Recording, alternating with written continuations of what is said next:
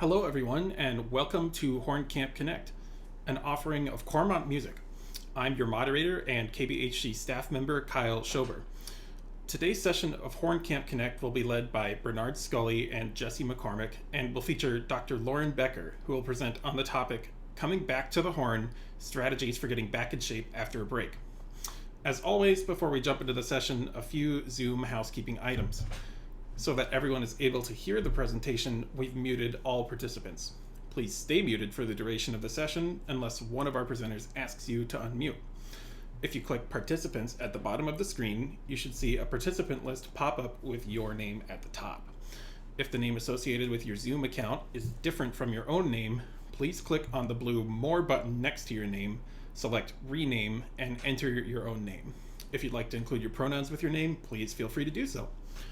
If you click on Chat at the bottom of the screen, you should see the chat box appear. Comments posted in the chat are affected by the drop-down menu above the text box.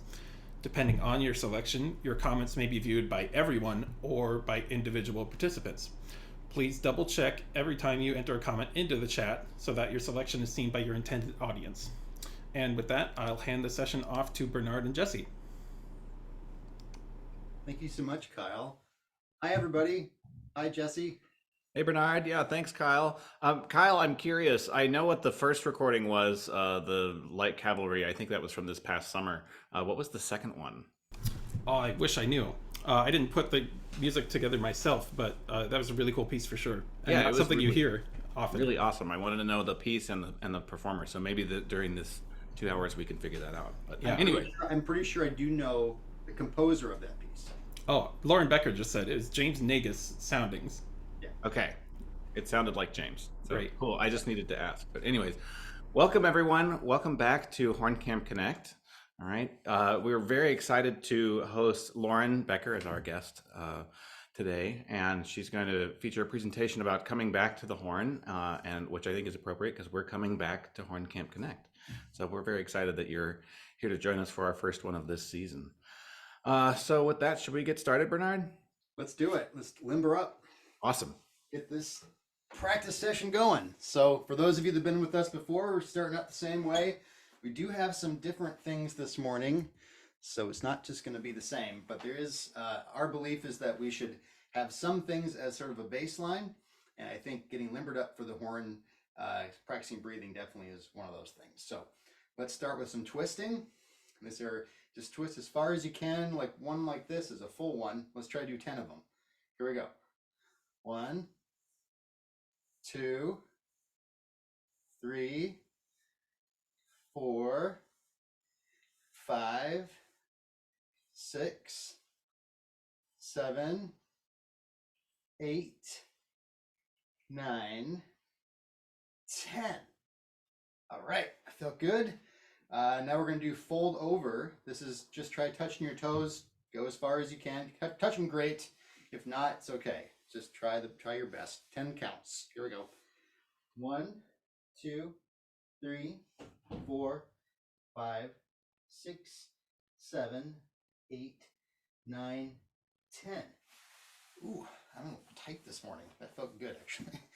Okay, so now we're going to do side bends, and you can either just do them like this, or we recommend also getting a little extra bonus by taking your left hand, grab your right hand, and as you go this way, pull this way, give you a little extra torque. Let's do 10 counts.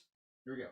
1, 2, 3, 4, 5, 6, 7, 8, 9, 10. And then we'll reverse it. Take your right hand, grab your left hand, go the other way. 1, 2, 3, 4, 5, 6, 7, 8, 9, 10. Great. All right, get this lactic acid, which sometimes can build up and cause a little tension, kind of get some of it worked out by doing our arm rotations. We'll go backwards at first. So that's 1. Let's do 10 of these. Here we go. 1, 2, 3, 4, 5, 6, 7, 8, 9, 10. And now forward. 1, 2, 3, 4, 5, 6, 7, 8, 9, 10. And last but not least, our shoulder shrugs. This is again to kind of get us like giving ourselves a little neck massage. So backwards first, 10 of them. 1, 2, 3, 4, 5, 6, 7, 8, 9, 10, and then forwards. 1, 2, 3, 4, 5, 6, 7, 8, 9, 10. Now on to breathing.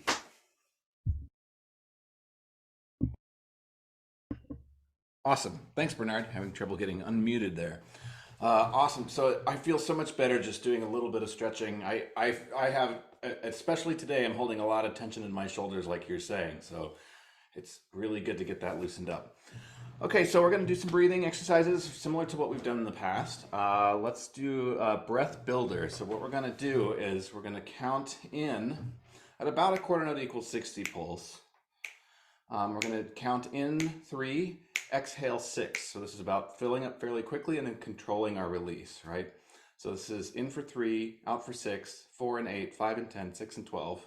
All right, we're going to do those 4 as a set. And then we're going to do 3 and 15, 2 and 18, 1 and 21, and 1, and who knows how many. The idea is to really pace the exhalation and see how many counts you can get that air controlled release. All right. So this is going to be 3 and 6, 3 in, 3 counts in, 6 counts out. Okay. 1, ready, go.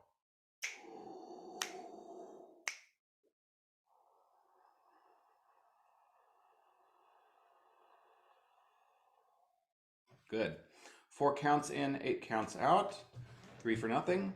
1, ready, go. 8 out.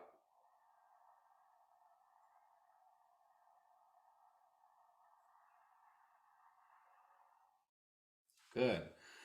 All right, this is going to be 5 in, 10 out. 3 for nothing. 1, ready, go. 10 out.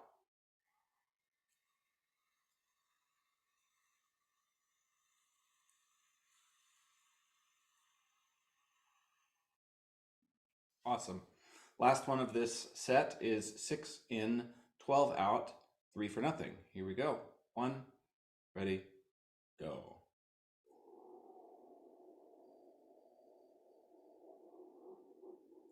12 out.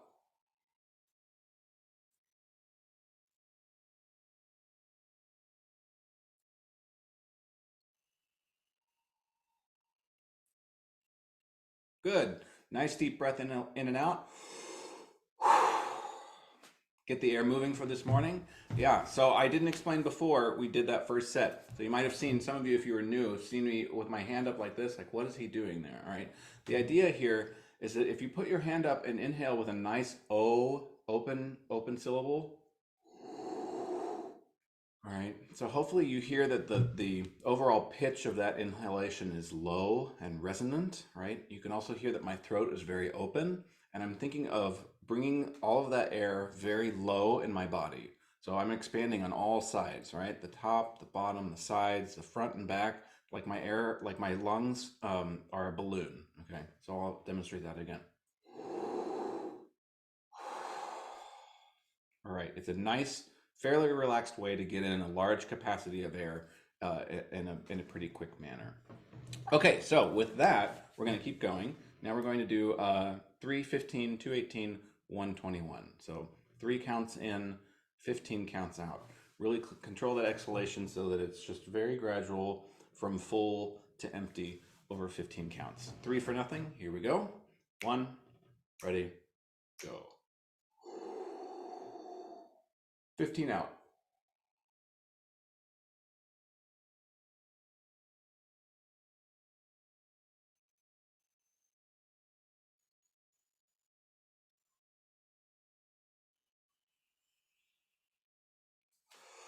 Good. And the reason why we hold a hand out here is in case you want something to feel, you know, like constant air against your hand. Some people find that useful for pacing. So let's do 2 in, 18 out. 3 for nothing. 1, ready, go.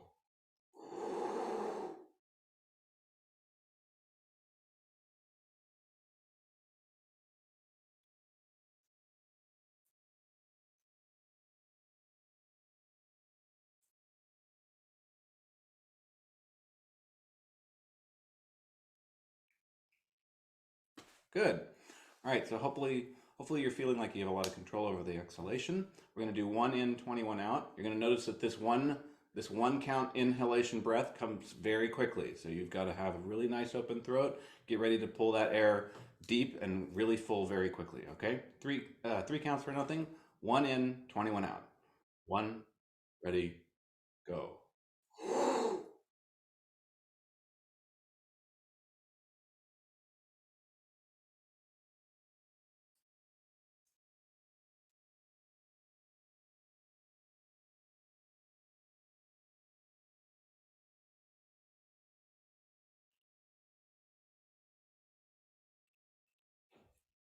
Good. Okay, last one. Now that we are all exhalation experts, all right, really pace this out and see how long you can go. I have no idea how long I'm going to make it today. It varies every day.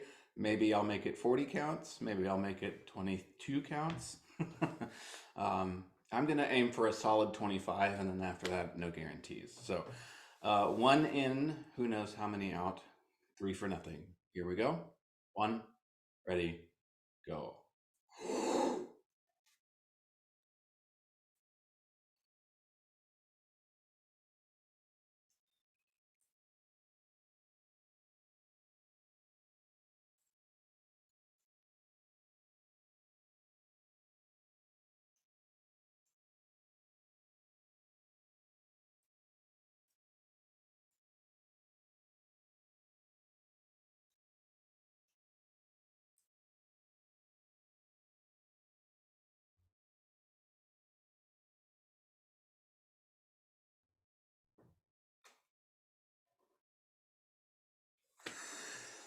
Oh, all right, maybe some of you are still going.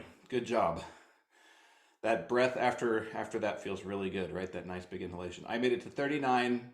40 just was not going to happen. So, okay, so we're going to move on to capacity breathing. So what you might have noticed when you're pacing your exhalation just now is that you're getting close to empty, right? And for many of us, our body starts to say, oh my gosh, we're running out of air. We need air. We need air. This is scary. This is scary. But if you notice, you can actually exhale your air all the way, right? We're not very used to doing it, but it's a good technique to be able to have on the horn. You find that you get a lot more out of your phrase if you know how to gain comfort with the idea of being nearly empty. Right? And the capacity breathing, that's one of the aspects that capacity breathing builds for us, is awareness of what our capacity is, both full, and what our capacity is if we're almost completely empty. So how we're going to do this, I'm going to do this quickly so that we can have time for things at the end, that the scale stuff that Bernhard's going to do with us today. But basically, we're going to inhale to 100%. You can use the hand technique if you want. Okay, once you get to what you think is 100%, keeping the throat open, we're going to sip twice on top of that. So, okay, so I'm trying to get to 101 and 102%, all right? After that, we're going to exhale forcefully, try to get rid of all that air. And once you think that you're at empty, we're going to hiss until you can hiss no longer. So it's going to like the whole set. I know I'm going very quickly here, but the whole set is going to look like this.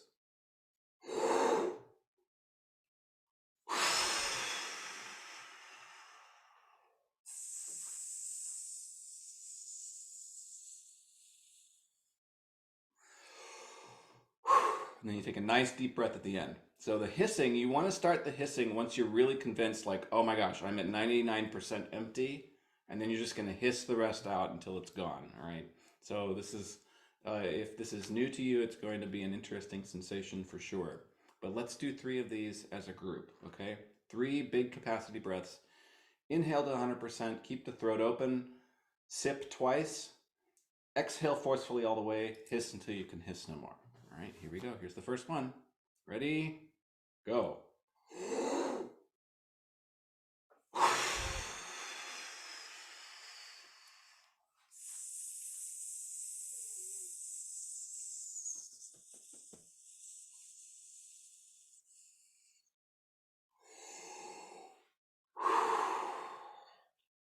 All right. Who knew that you could take in and get rid of that much air, right? We often operate in this like 60-40 range where we think a full breath is and then we get to about, oh, I need another breath, right? I'm sure many of you know the habit. I've done it before many times myself, of where I notice that I'm breathing every measure or every half measure, all right? Especially in forte playing. And then I'm thinking like, oh, I need to be aware of how much air I'm taking in and how much I'm using, and if I'm getting good gas mileage out of my air. It really makes a difference. 2 more of those, all right? Here's the second one. Ready, go.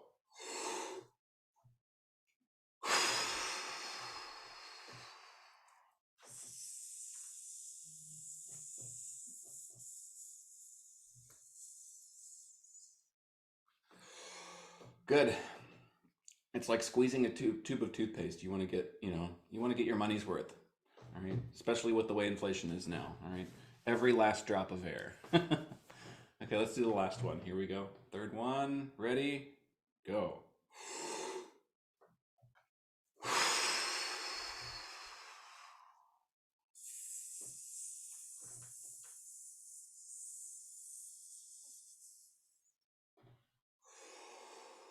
Awesome. Okay. All right.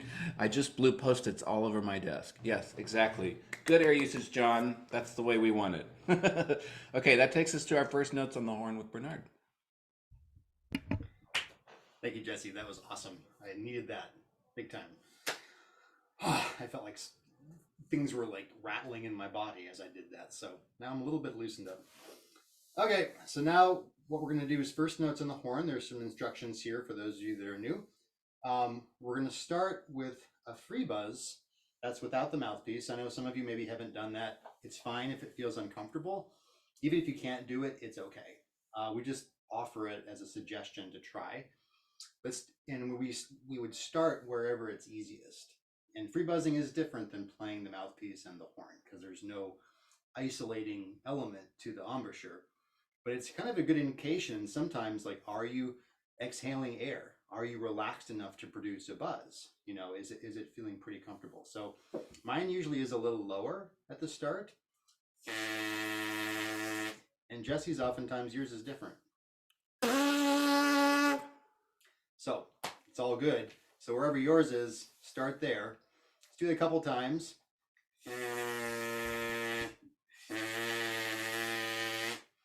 Kind of think about, you know, if you're struggling with it, the idea of like spitting out a watermelon seed sometimes, like a to start it, that can kind of help sometimes if you've never done it.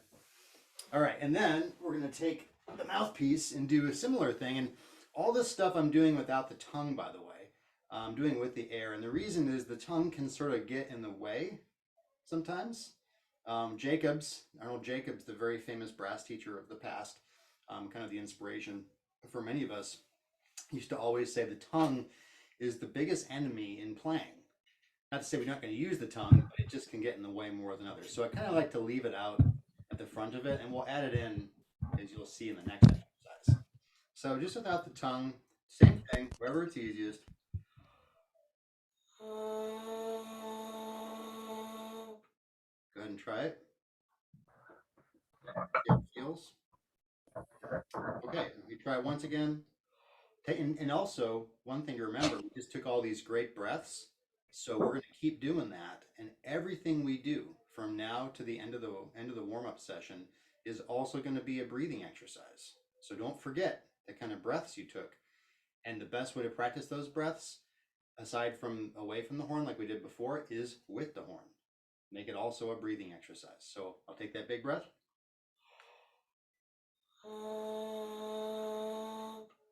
See how it feels.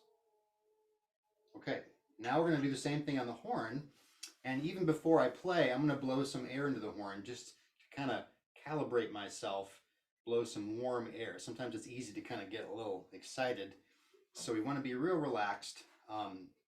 So if you've ever heard the sound of a seashell, just the most relaxed air you could possibly imagine, try to do that inside the horn.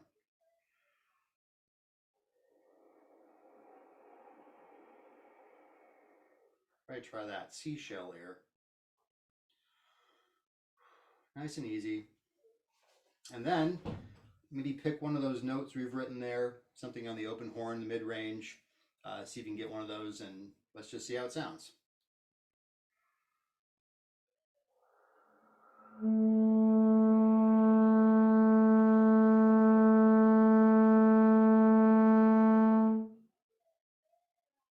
okay? Everybody try it. Take that big breath. Let's do it again. This time take a bigger breath. And as you play the note, try to listen really closely in what parts of the note you like. Maybe what parts of the note maybe aren't to your liking. If there's some fuzz or there's some kind of unfocusedness, it's all fine. We're not going to judge ourselves. We're just going to try to gravitate towards the parts of the sound that we really like. So let's do it again.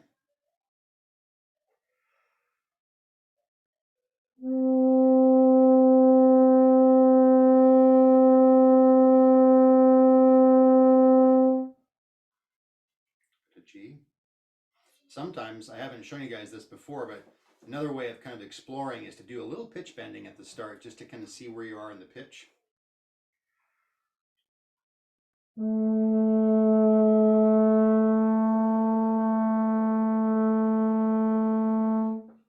Everybody try that. Kind of bend a little lower, bend a little higher in the pitch you get. Maybe settle back on that center.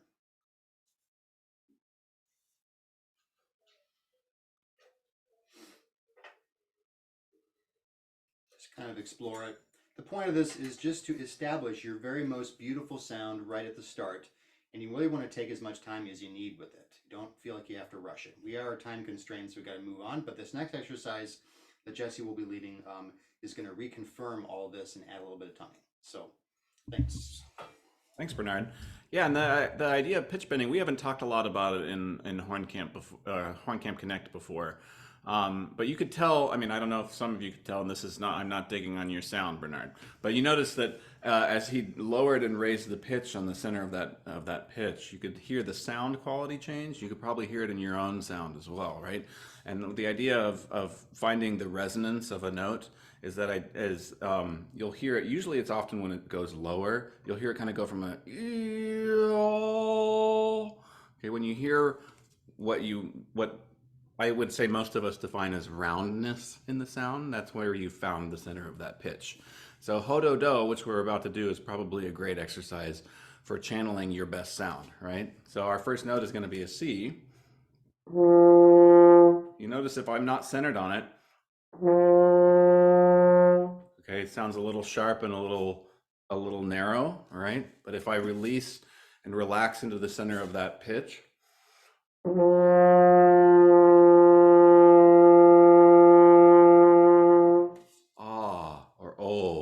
some sort of really nice, open, round, easy syllable. That's gonna be your best bet for finding the center of that pitch. So I'm gonna set a metronome at 60. Ho-do-do is named for the articulation that we're gonna use, which is ho-do-do.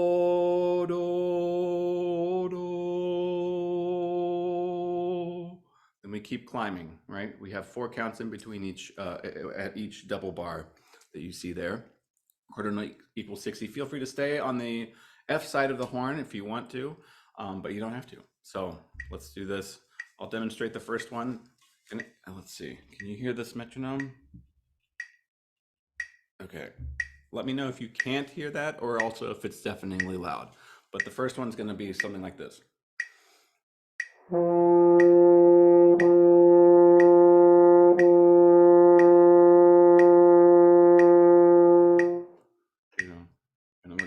C sharp, right, and so on and so forth. Okay, so ho-do-dos from C. 4 for nothing. 1, 2, ready.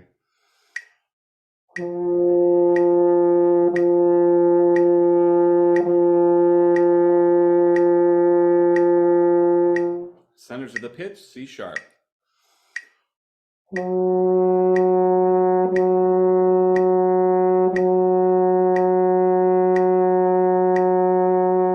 On D, ready.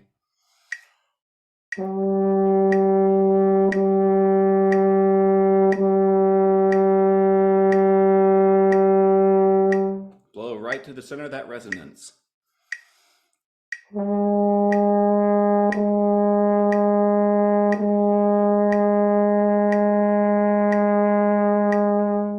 On E.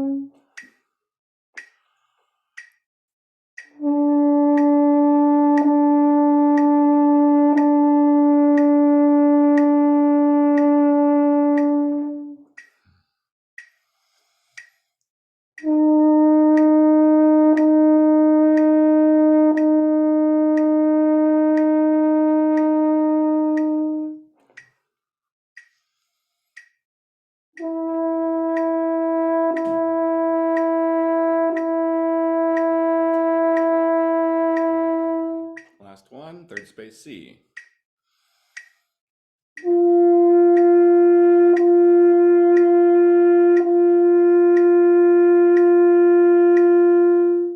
Good. So, for those of you who may be new joining us today, and also those who have lots of experience with HCC, you'll be reminded that the whole approach here is starting from simple places on the horn and not trying to scream up to high Z's in the first 5 minutes of playing, right? Just control the basics, have good airflow, good sound, good buzz, right? When we start ho-do-do, we have no articulation to start the first note, right? Some of you might be thinking like, oh, I can't start a note without the tongue. Oh my gosh, that's a radical thought. Yes, you can.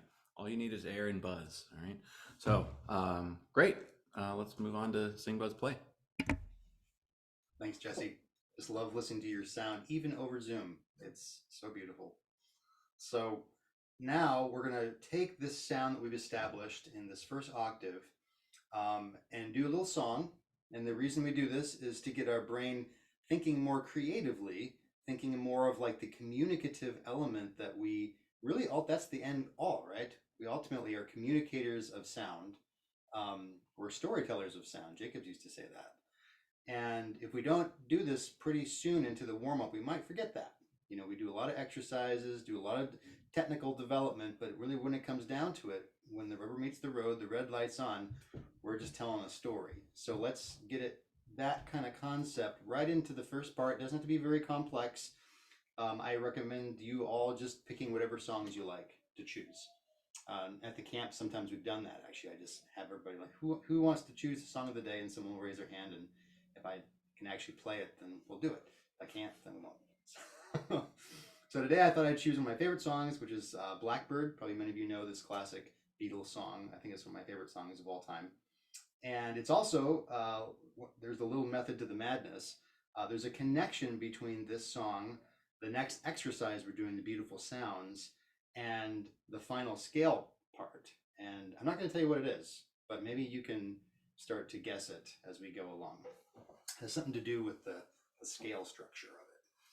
So what we're going to do is we're going to sing it. If you know the lyrics, great.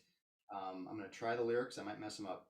Then we're going to buzz it, and then we're going to play it. We're not going to do a lot of creating with it. That would be like improvising and taking elements of it to elaborate, because we're going to be doing a lot of that in the scales today. So we're going to kind of leave that out. So the first note, I'll sing it first. Blackbird singing in the dead of night, take these broken wings and learn to fly. All your life, you've always been waiting for this moment to arrive. Love that. Just gives me kind of chills, you know. It's such a great song. How do they write that song? All right, so let's now, just like we played it, and obviously with the lyrics, you add a couple other rhythms. This is kind of like a lead sheet almost. Let's try it in the mouthpiece. And on the mouthpiece, we're going to really go for a big sound. You know, you can slur some of the notes if you want. So we want to kind of avoid kind of, you know, shy mouthpiece playing, and think of the buzz kind of filling the room. Let's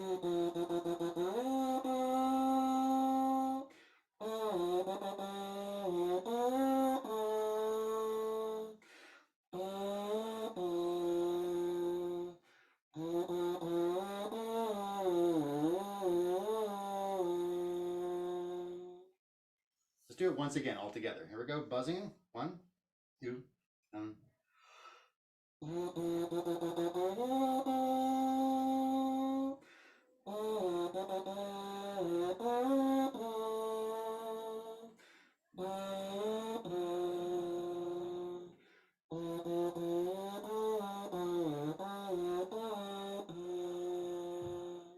Good. Now let's try it once on the horn. One interesting thing about this music, pop music, oftentimes, is why does it start with a 3/4? Why is it all these little syncopations? Well, a lot of these songs are written before they write them down, right? They're just improvising and playing them. They like something and then they finally write them down, and they have to figure out a notation to match it. So I'm sure Paul McCartney and John Lennon will, well, how do we get that little extra beat in there? It's like, well, let's add a 3/4. So a lot of times when you see songs, the reason it's written the way it is because that's the way it was originally sung, and notation kind of has to meet it. So good thing to practice on your own. Here we go. 1, 2, all right.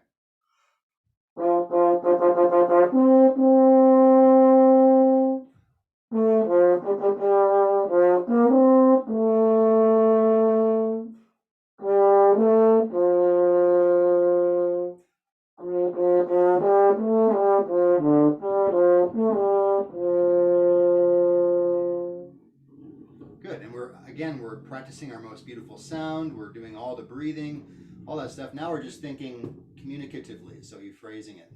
All right, we'll stop there. Now we'll go to an exercise, which is a beautiful melody, but it's also an exercise. All right, thanks, Bernhard. I was excited to hear you improv on Blackbird. So next time.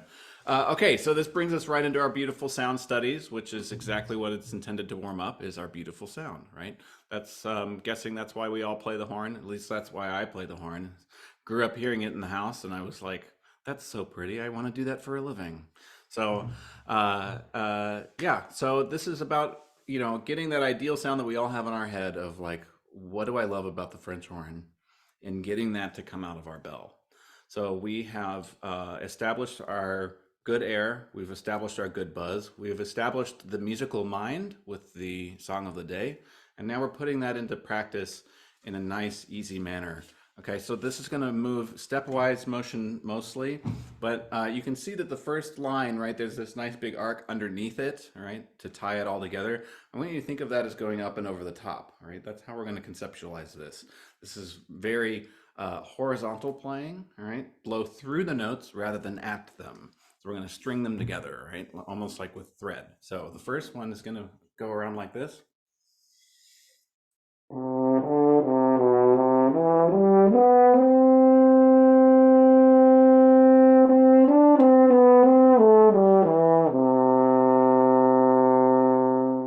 So nice big arc ending right where we started. You notice I re-articulated on measure 3. You're welcome to do that if you want, or you can do it all slurred.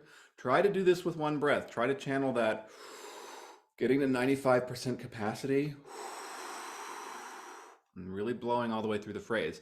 So once we establish this on G, we're going to do A flat, and then F sharp, and then A, and then F natural, and B flat, and E natural. All right, so we're expanding in our ranges, going up and down as we go along. So I don't think we're going to get all the way through what's printed here, as we usually don't, just in the interest of time and what I know Bernhard wants to get to a little later. But let's do a couple of these and just see how far we go. We're going to go, I'm not going to set a metronome for this. You can anywhere between 60 and 80, but we're going to go to about that tempo that I just played.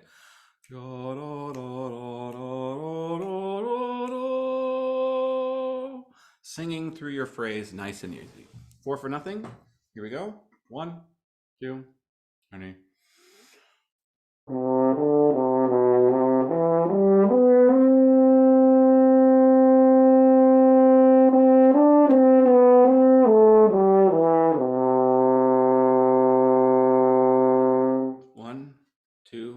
A flat.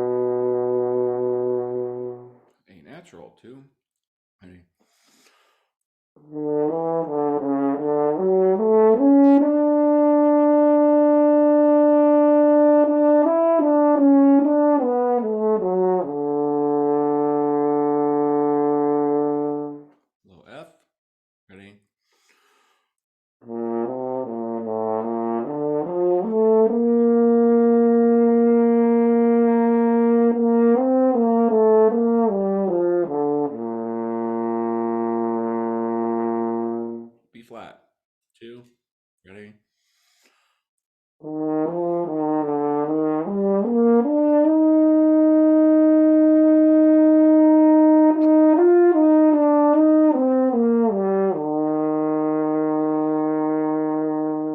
Low E, 2, ready?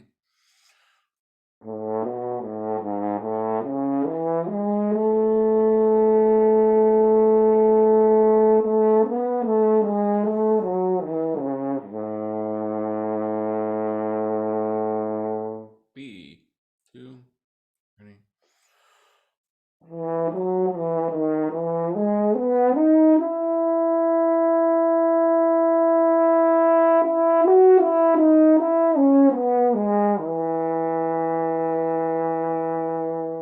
Good. Now this is a page turn. So while we're turning the page and potentially emptying our horns, so hopefully something that you notice is when I get to that top whole note, right, I'm not just sitting on it. I don't think of stagnating on notes. I'm thinking of blowing through that note. It has a destination, which is the next measure, right? So think of spinning your air. It's active, it's warm, and it's going someplace.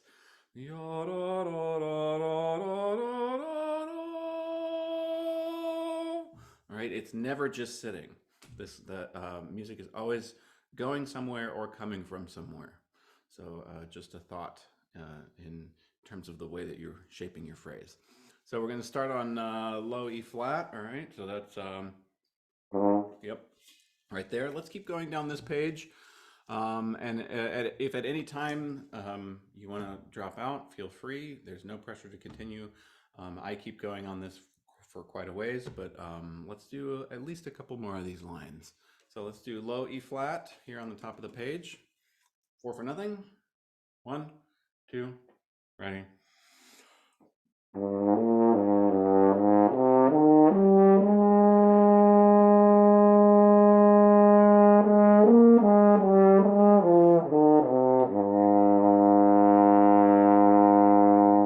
C, 2, ready.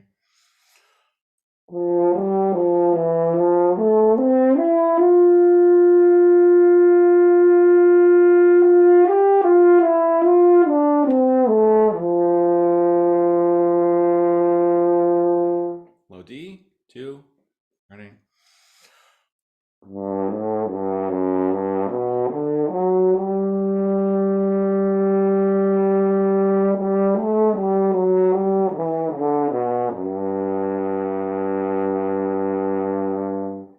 D flat in the staff, ready.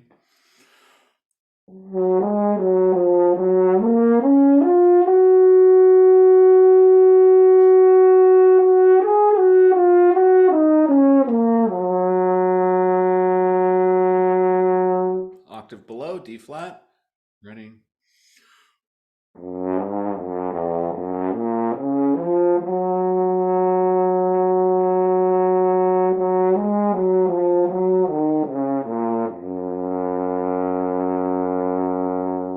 Good. Okay, let's stop there for now because that's our halfway point. So you'll notice, especially if you're new to beautiful sounds and you're reading them off of the page, this is really great practice for a couple of other things just besides warming up our beautiful sound. It's good bass clef practice if you need that. It's great key signature practice because it's like, that's how many flats with what clef? Okay, so it's really good for that. And it's also really good for practicing the sides of your horn. Okay, if you're in a certain habit of like using the B flat side on the low range, all right, you can get really good practice out of staying on your F side, going down to the low range, like that one we just did. You know, I'm starting on a D flat, just above low C on the F horn only, which is thumb 1, or without the thumb, it's 1, 2, and 3 on the F side, which is really a wonky fingering combination. So, you know, you've got to feel good control and good stability in the embouchure if you want to do that. So those are all, you know, ancillary things that this exercise helps out with, I have found over the years. So, yeah, so Bernhard, should we move on to the next? Yeah, let's do it. Cool. Yeah, the beautiful sounds is like a perfect exercise. I mean, it's like broccoli for the horn. Well, I wish I could take credit for it. I did it, you know, for the record, I didn't invent it. It was, you know, I learned it as a young player and it was passed on to me.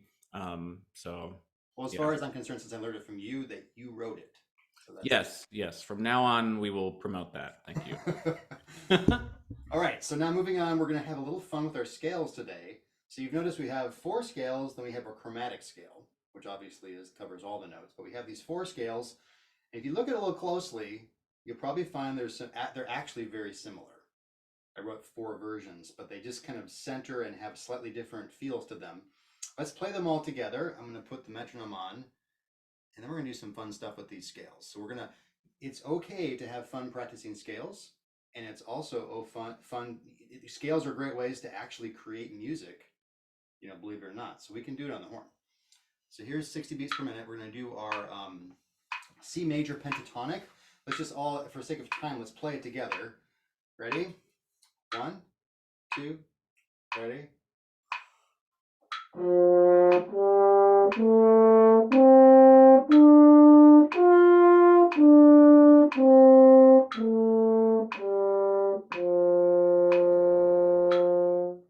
So the magic of this thing, the connection between all of this stuff is Blackbird was based in this scale, and also the beautiful sounds essentially is like a pentatonic scale. So that's where I was trying to tie this in. Pentatonic scale, reason it's penta, it's 5. Da da da dee dum, then the octave. So 5 notes can come in all different versions. Let's play the next one, which is a blues scale, and the only difference is it's a pentatonic scale, and you now have a flat third that's added to it. And there's also theoretical reasons why that's there. I won't go into it now, but it has a lot to do with the harmonic series actually, and instruments who play with the harmonic series, which actually is this one. So let's do the next one. Here we go. 1, 2, ready?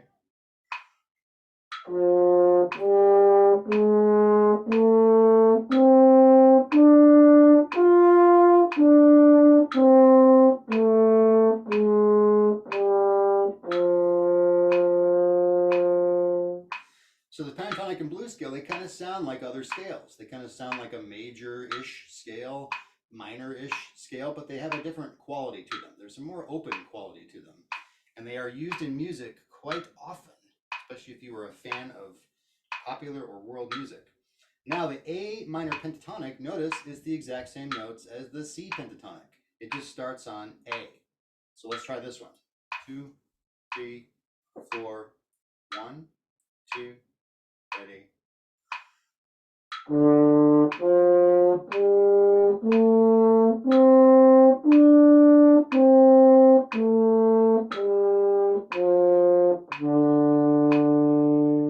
Good. And we'll do the next one, which is the A minor blues. It's the same flat note, but this note now is in the form of a sharp 4 or flat 5. Actually, to be really, really proper, it'd be augmented 4th or diminished 5th. The theory teachers, if you're watching, I hope you gave me credit for that. I remembered. All right, here we go. Same notes as before. Now we're just starting in the A. 3, 4, 1, 2, ready.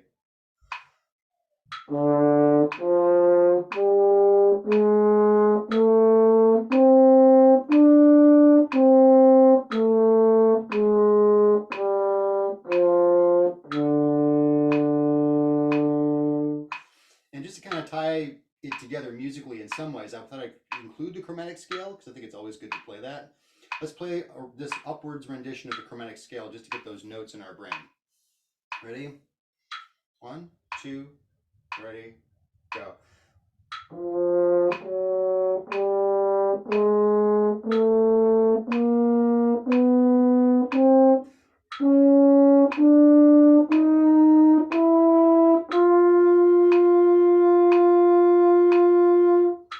Okay, so we covered a lot of scales, 4 scales, or 5 scales. 4 of them were very similar, but different scales. And now we're going to have a little fun with them. We're actually going to put them to a backing track. For those of you that are wondering, I'm using a program called iReal Pro, which you can get on iPhones, any devices. You can get on your computer actually, and you can download backing tracks, like thousands, multitudes of thousands, for free. So the kind of stuff that I had growing up that I had to pay $20 a pop for an Ebersol book or something.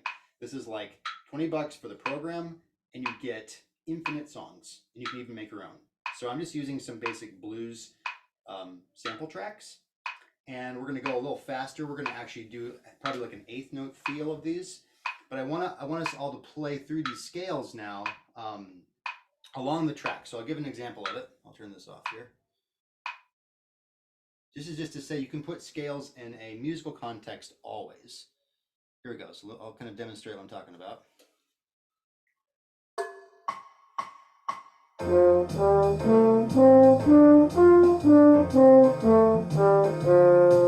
Next one.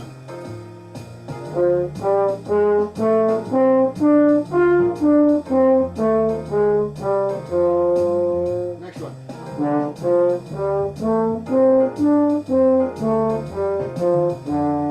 Next one.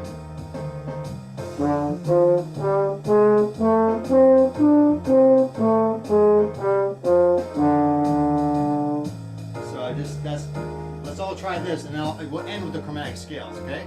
Everybody got it? So I'll count you off when this chorus is done. Here we go. 1, 2, 1, 2.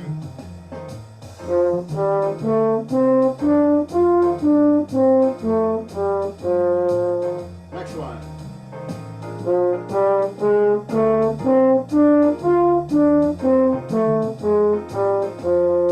Next one.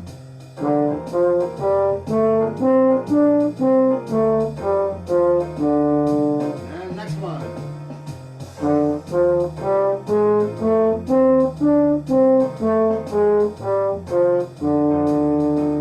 Good. Now in 4 bars, I want us to try the chromatic scale. 1, 2, 1, 2, 3.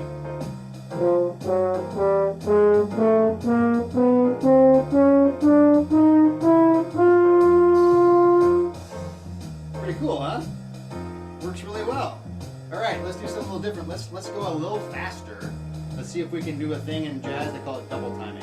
So don't worry if you can't do it. Just let you kind of practice your scales a little more. So it sounds something like this.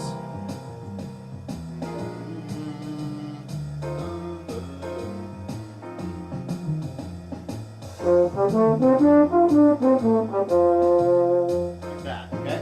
Let's try it. Do a couple times. I'll do it once and you guys imitate me. 1, 2.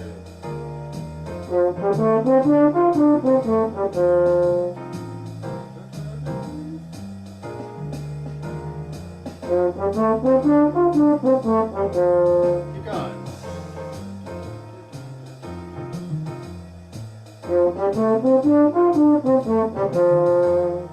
Go. Good. Now let's add the blues scale. I'll do one version of this double times.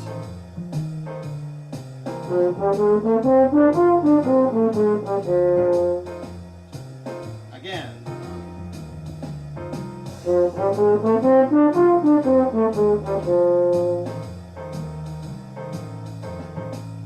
Good. Now let's try the A minor. I'll do one iteration.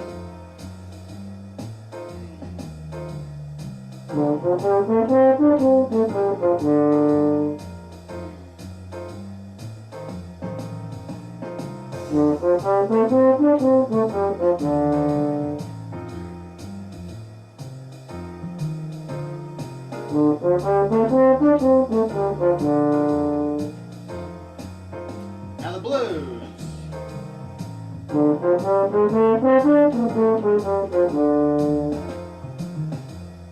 Again.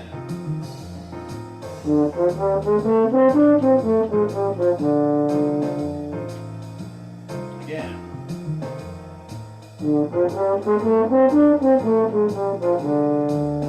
Good. Now chromatic.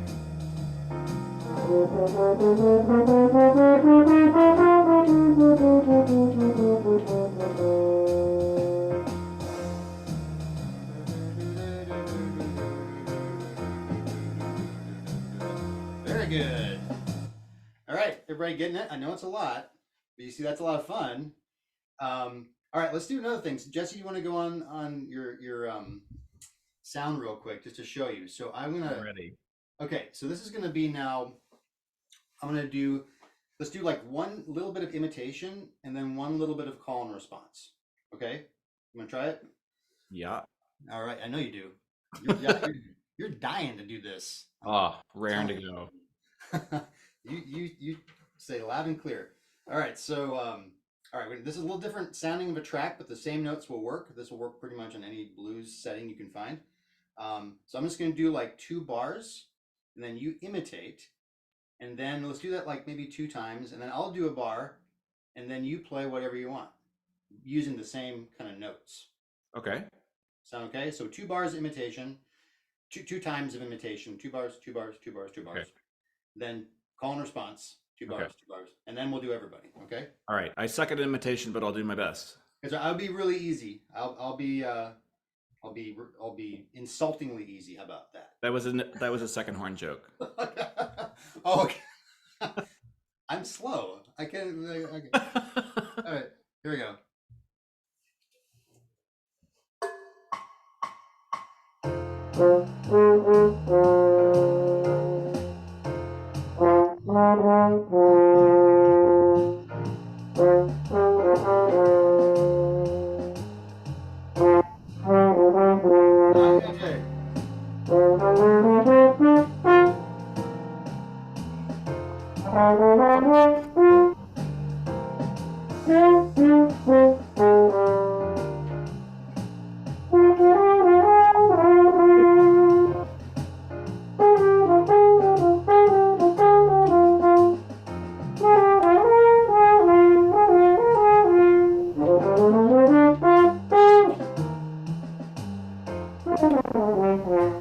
Yeah, dude. We gotta go on the road. Seriously. That was awesome. 2-man band. You have I would have told you to lead this thing if I would have known you did that. It's all smoke and mirrors. Showing up the. All right, so now everybody, let's try it. So we can do some imitation. You can use anything you want. So I'll try to draw from these scales. I'm going to kind of avoid the chromatic scale, but you can always draw from that. So if it's really a lot right now, just let's just do them pentatonic, and we'll add the blue note a little bit. So 2 bars imitation, and when I say I'll do some stuff, you just play what you want, and there's no right or wrong, but you're learning the scale. So this is doing a lot of things. I mean, let's talk about the benefits of beautiful sounds. What's the benefit of this? Like, we're learning scales, right? Probably scales you didn't know. I mean, who learns blues scales in the French horn? Probably not many people. Now you will. Blues scales, pentatonic scales, that too, right? Pentatonic. I learned the scale. You're also fitting into musical context. You're dealing with rhythm. You're dealing with intonation. You're dealing with style. You're also dealing with adding advanced techniques. You're double timing it. You're adding rhythms. And the creative part is you're now putting all those things together, theoretical, oral, technical, stylistic, into one. That's like immersing yourself in a linguistic culture. That's how you learn language, right? So this is a great way, any scale, but these are some of the best scales to start with, I think, because they work so well over a lot of things. You can try this over a lot of classical music and it will surprise how it works. So let's try it. Imitation and then call and response. Here we go.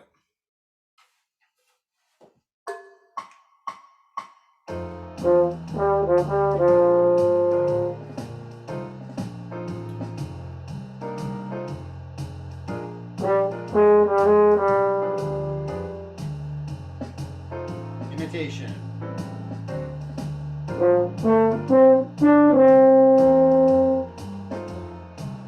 More imitation.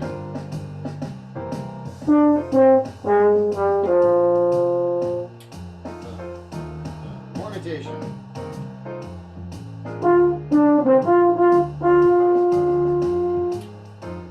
All right, now call and response.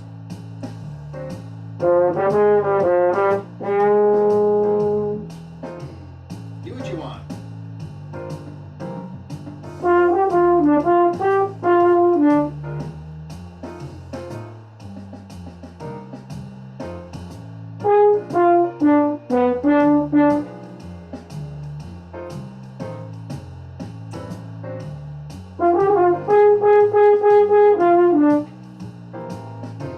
Keep doing.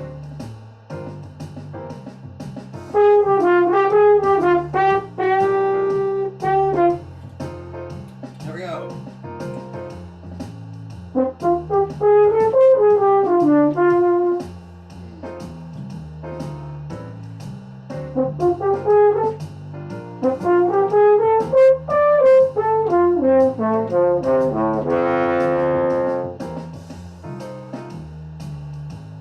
Recognize that. think we are almost out of time, but I'm having too much fun. That was awesome. But I hope you had fun, and I'm really looking forward to Lauren's presentation because she's awesome. I've known Lauren I think I've known Jesse, both you and Lauren. I think I've known you over half my life. I think so. Possibly. Wow. You're old, man. I'm really old. Yeah. See, I got glasses now, so. I saw. Anyways, we're excited to have Lauren. She's going to do an awesome presentation, and peace out, and we'll see you next time. Yeah. Lauren, thank you so much for being here with us. We're really excited to have you as our guest. And of course, you're one of our esteemed faculty members at Horn Camp, and we love having you there. And so we're really excited to have you join us this morning. Thanks, guys. I'm really delighted to be here. And that was so fun and super inspiring. I want to go practice some improvisation later, too. It's so great. So hi, everyone. Thanks for being here this morning. Today, I'm going to be talking about coming back to the horn, strategies for getting back in shape after a break. This presentation today will cover some practical information, tips, and exercises to help get back in shape if you're taking some time off, as well as some thoughts to reframe the way we might think about taking a break from the horn. And by a break here, I mean maybe more than just a few days off here and there or a couple of light days. I'm talking like a week or two or more perhaps. If some of you have ever done this, you already know that things don't always feel or sound the same immediately when you return to the horn. So some different practice strategies can really come in handy. When I was initially approached about doing today's Horn Camp Connect, I actually had a few topics in mind that I thought about discussing, including this one. But I initially felt a little hesitant to talk about taking a break from horn playing. I think I felt this way because it makes me feel a little vulnerable. It's something that really isn't often talked about, and because I think taking time off as a brass player can have a bad reputation for some folks. But the truth is, here it is, I'm coming back from an extended break from the horn. I took time off because I had a baby in August. If you were at Kendall Horn Camp this past summer, you might have noticed that a baby was on the way. Oh, thanks, Ben. So I stopped playing before her arrival when it felt kind of uncomfortable and consciously decided not to pressure myself to rush right back into playing the horn once during this big life change. I rearranged my schedule and turned down some playing opportunities to allow myself this time. I've had other breaks too from horn playing around the birth of my first child, when I got my wisdom teeth out, and a few vacations here and there when I decided to leave the horn in the case at home. So I'm sure almost everyone encounters issues like this sometimes, maybe planned ones like mine have been so far, or some unplanned ones like an unexpected medical or dental issue. There are lots of reasons why you might have had a break. Maybe you're picking up the horn after having many years off, which is awesome. Maybe you're taking a vacation and not packing your horn. You might have a performance-related or overuse injury, in which case the rest and time off is really especially important. Or maybe some other major life event. It's really just a fact that most of us will have some time off now and then, whether we want to or not. And being prepared for that can be helpful when we're coming back to the horn. So full disclosure here, I still think that the best way to maintain your skills and continue to make progress is to do consistent daily practice sessions. But the realist in me knows that most of us will have some playing breaks. I don't necessarily recommend time off all the time, but sometimes it's inevitable and it doesn't have to be a bad thing. A break can actually be a time when you make progress in other areas, or even a time when you clear your headspace and come back to the horn refreshed and ready and eager to play and to learn. So if you're thinking a break might be a positive thing for you, or you think you will likely have one coming up for whatever reason, let's talk about some tips and strategies for that time off to help make your return to the horn more productive and efficient. The first strategy has to do with planning. Planning for your break when possible can make all the difference. I know a lot of professional orchestral horn players, for instance, build in breaks during the year when they know that they have a performance-free chunk of time, like maybe after all of the December holiday pop shows that are coming up pretty soon here. If you're a music student in college, you're at a really pivotal point in your musical development. So I might not recommend taking a huge break from playing, but if you need to, I would plan that timing out by being organized throughout the academic year. Schedule your practice sessions, schedule when you're going to do your schoolwork, when you're going to sleep, when you're going to work out, when you're going to eat, and so on. That way you can avoid getting overwhelmed with schoolwork and end up feeling the need to prioritize that over playing, or end up practicing inconsistently, like maybe just a few days a week for a long time to cram for a lesson, for instance, versus a bit each day. Maybe a better time to take off of the horn might be in December or over the summer break if you're in a typical academic scenario. For some of you who are maybe celebrating the holiday season coming up and have some travel plans or family obligations, a break might also be in your not so distant future, and that's okay. Plan the dates of your break. Planning is essential. Plan when you're going to stop playing, and most importantly, plan when you're going to start playing again and stick to that schedule if possible. So my next tip has to do with the timing of when you return to the horn. We want to be mindful of upcoming performances when you're planning a break. What I would try to avoid doing when possible is having a break too close to a performance for you to be in good enough shape to feel your best and do your best. So if you know you have all-state auditions or a community band concert or a gig, this is probably not the time to take a planned break.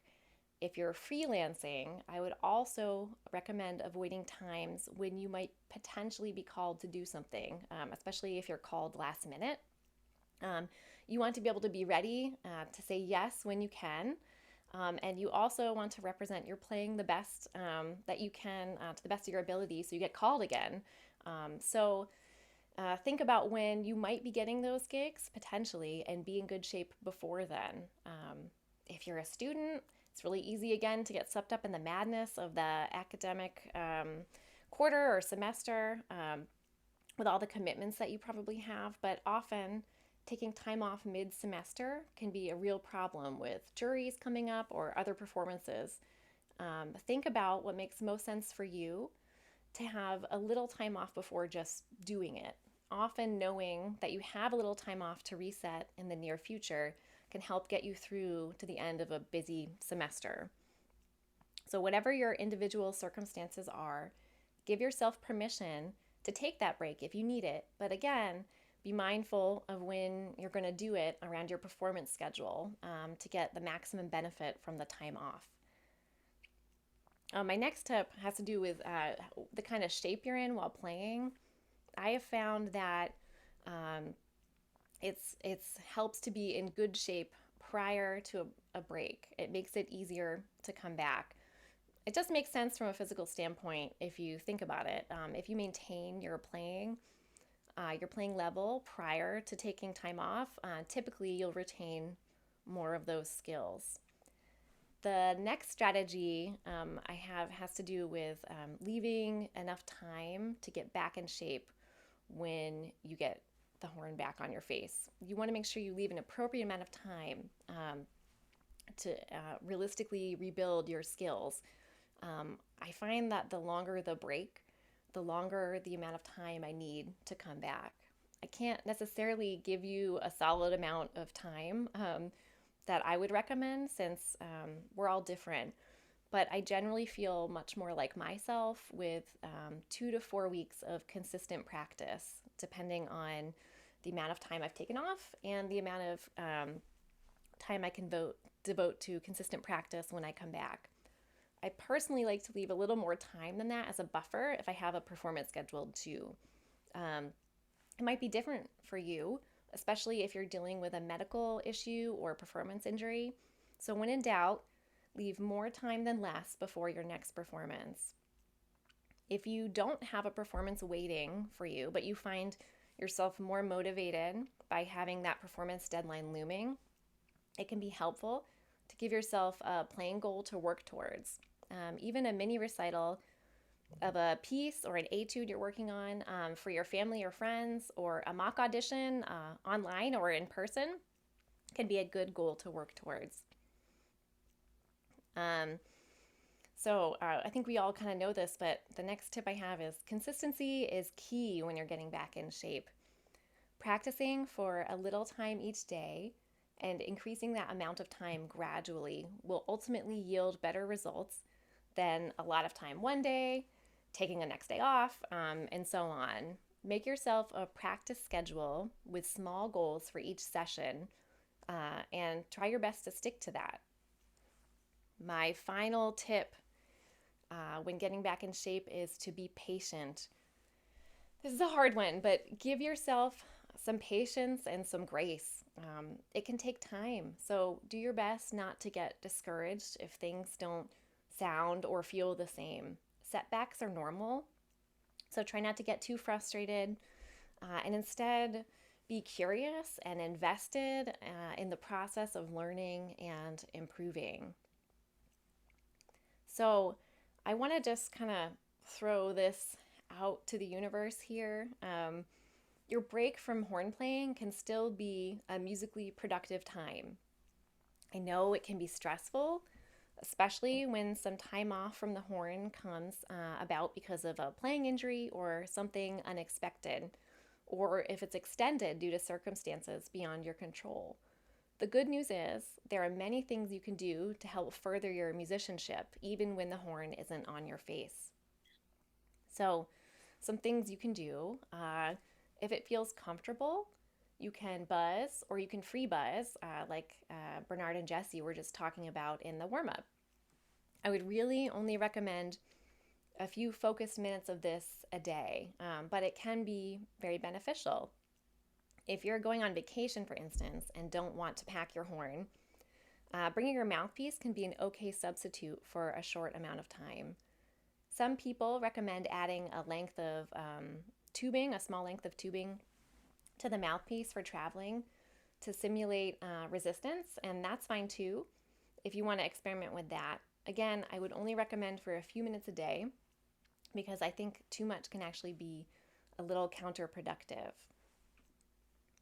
A break can also be a really good time to think about resetting habits that might not be serving you, like an embouchure change, or if you're playing with a lot of tension.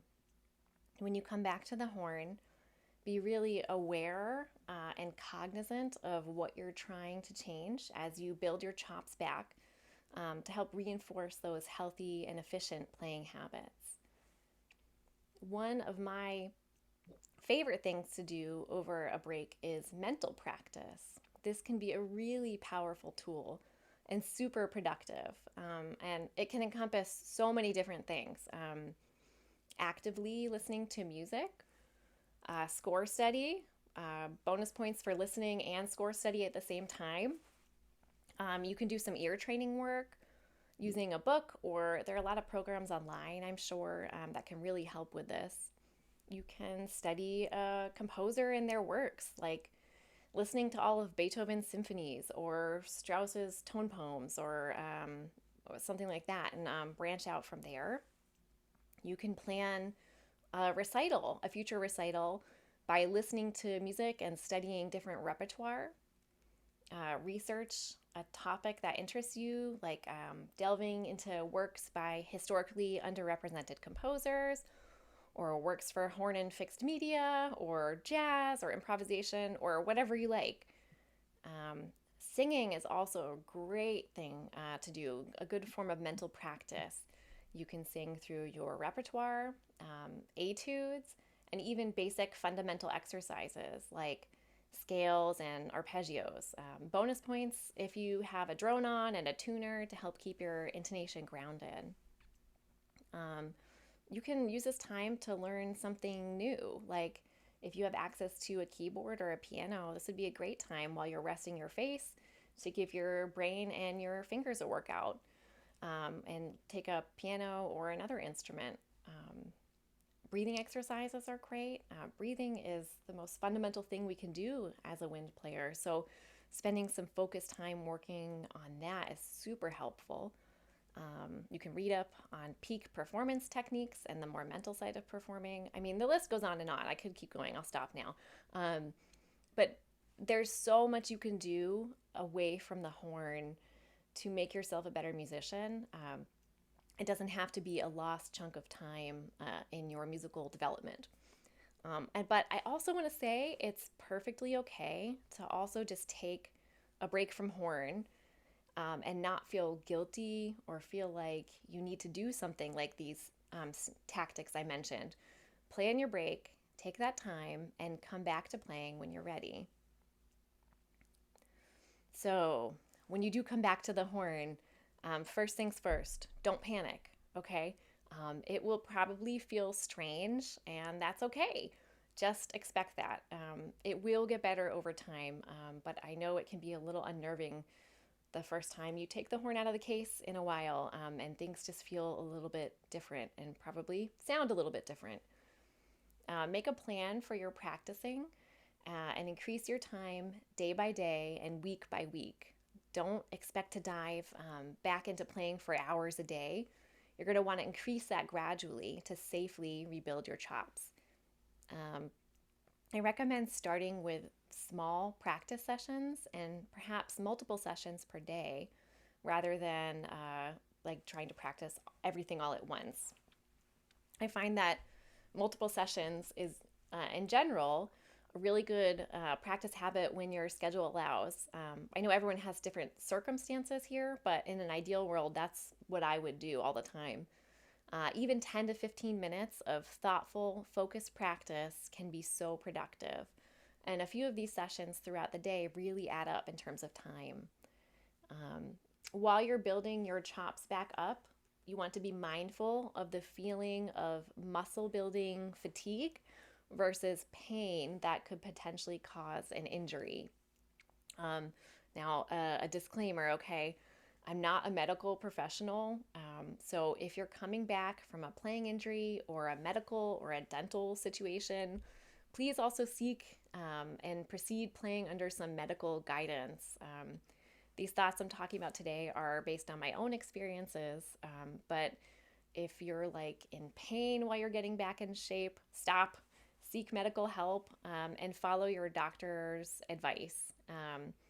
Also, if you're working with a private instructor, please be sure to seek their opinion on this too. They know you better than me, so be open with them about it. Chances are they've had some times in their life where they've taken a break from the horn too, and maybe they can draw on that. When you're just coming back, I might recommend starting with some sort of practice routine that feels familiar and is consistent from day to day, and you can gradually add intensity on. This can kind of give you a baseline of how you're feeling. Be sure to get in a good warm-up before diving into whatever repertoire you want to focus on. I know when I come back, I can be so excited to dig into a new sonata I discovered, or I feel like I need to just like jump into all the repertoire I've got for my next performance. But laying that foundation prior to jumping into all of the other repertoire really helps and actually allows me to play that stuff better ultimately. When I was younger, I remember if I took a day or two off from the horn, it made me feel invincible. Like I could play super high. But I would inevitably overdo it. Okay, so resist the temptation. If you feel like that too when you pick up your horn after some time away, resist the temptation to wail away on something super high or super loud because you might be paying for it later. You want to work slowly and steadily back to your extremes of range, particularly the high register, since I think that's where a lot of our harmful habits can creep in an effort to achieve those notes like tension and pressure. So Yeah, take it easy when you're just coming back. Um, so, those are some tips and strategies I use when taking a break and coming back to the horn. Next, I'll talk through some specific exercises you can consider mixing into your routine. The exercises that you might do to get back in shape will depend on your playing level prior to taking some time off. Anything I suggest here should really be tailored to you, your range, and your specific playing goals. And again, if you're working with a private teacher, they can definitely make some more specific recommendations on what's best for you. And don't be afraid to craft and compose your own exercises based on the ones I'm going to talk about today or other ones to help you meet your goals. Lauren, can I jump in with a couple questions? Oh, please do. Yeah, Okay. absolutely. I'm sorry to interrupt you, but No, never. I'm like, Anytime. so much of what you're saying, I'm like, oh my God, that's so cool. Oh my gosh, that's so cool. I want to Oh, talk thanks. about that. So, yeah, no, that's really great. One question that came to mind out of like so many is just like, what can you speak a little bit about when you take a break and you're coming back to horn, how you can use that as a tool to maybe rid yourself of bad habits you had, or to like build, like you said, you can't just come slamming back into horn, right? I mean, it has to be methodical and approached, and like how you yeah, how you structure the idea of like, okay, as I come back into playing, I'm going to build really good habits in certain areas, maybe something in the past that I was neglecting or ignoring. I just kind of had, I know it's a big question, but Yeah, and if I don't answer it quite clearly, please jump back in and interrupt me again. Yeah, if you take enough, if any of you out there have ever taken time off, if I have a couple days, not so bad. If I have a week, I might feel that. If I have a few weeks or a month, things start to, I lose some of the skills that I had, right? So it's a good time to kind of rebuild if you have a chunk of time off. First, during the time off, you can kind of reflect and think about the things that you want to improve. If you're working with, if you have a lot of tension in your playing, for instance, okay, I might suggest doing some exercises that help relax you. Some meditation, some yoga, some stretching, like at the beginning of the warm up session today. Breathing exercises, and trying to be really mindful away from the horn of where you're holding tension in your body. Then, when you come back to the horn, try and also be aware of what it feels like and try and replicate the feeling of a more relaxed approach. It might be one way to do it. I think being smart about exercises that you come back to can be helpful. Again, my first note of the day is not the high C when I come back to the horn, or really ever, but that's just me. But especially when I'm coming back to the horn, I want to start in the comfy mid-register. I want to start with a comfortable dynamic mezzo something before I really go from there. And I think crafting out a plan for yourself, like over a couple of weeks, writing it down, can also be really, really helpful. Does that kind of address no, that's that? great. I mean, you're basically saying, I mean, what I just heard you say was like start from a place of ease and Yes. expand from there. Yeah, absolutely. And I also just love that, earlier you're advocating for taking time off, because I think I agree with what you said. It's really healthy to do that, and to take, I mean, there's nothing that I probably speak for, all of us when I say that there's nothing nicer than taking a vacation without bringing the horn. Yes. You know, Yeah, that definitely comes to mind as like I can't tell you how many times I have been like, oh, I'm on vacation. I can finally have some extra time to practice and I'll pack the horn and everything will be good. And then it kind of sits there for a little bit and I feel really guilty that I'm neglecting it. I think if you're gonna go on vacation and you think it might be a good time to take a break, take a break. Leave it at home. Give yourself a little time if you want to. And then have a plan when you come back. Know what day you're going to start playing on. Know that things might feel a little weird, and give yourself time to rebuild and take that break guilt free. You have my blessing anyway. Talk to your teacher if you're. That was the thing that really. Teacher.